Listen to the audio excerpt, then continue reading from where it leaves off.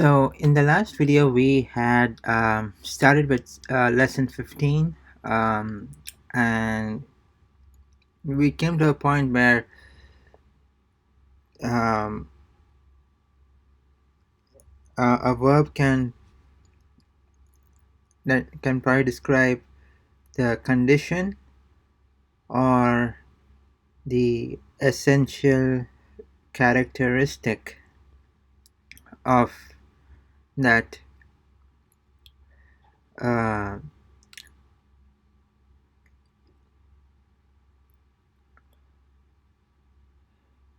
so it's basically condition or the characteristic, right? The adjective.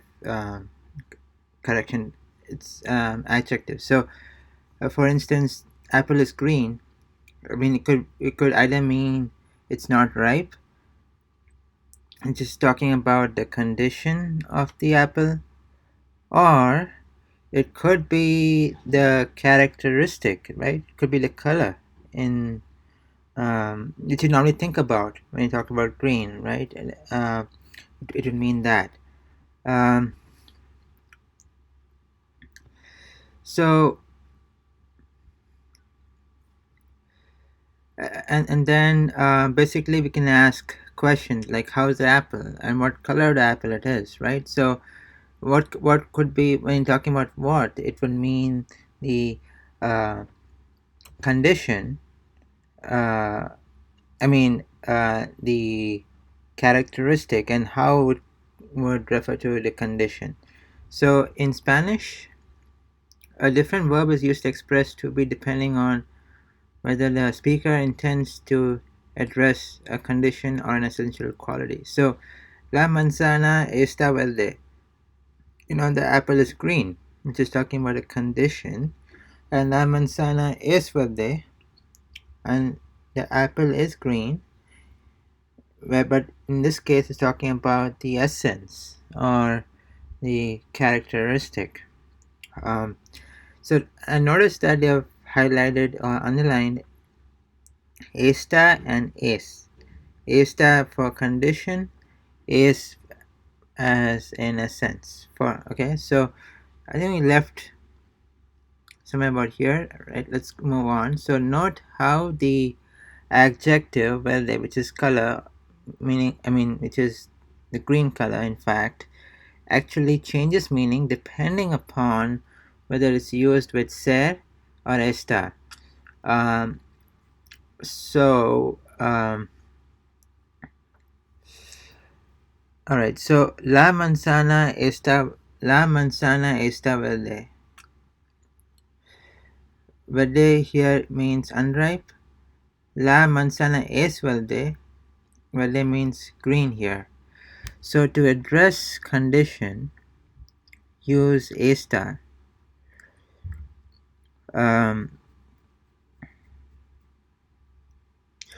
And so you have estar and es, right? So estar is used to address condition,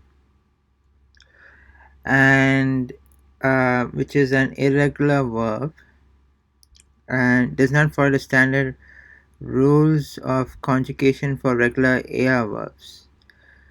Alright, so therefore you must memorize the form of this particular verb. So estar is estoy, estás, está, estamos, estáis, están. Estoy, estás, está, estamos, estáis, están. So, and to address an essential quality, use ser. And ser is also irregular and will not follow the standard rules of ER verbs, right? So, the format or the form for ser is soy, eres, es, somos, sois, son. Alright, so today's, or so far, what you have learned is that estar, the verb estar is used to express condition or um, whereas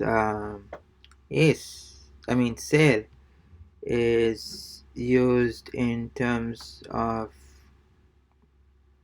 uh, getting the uh, characteristic, the essential characteristic. And the second thing which we now know is that estar and ser both are irregular verbs, and in this case it means that they don't follow the standard rules of uh, the regular verbs in terms of er, the different forms.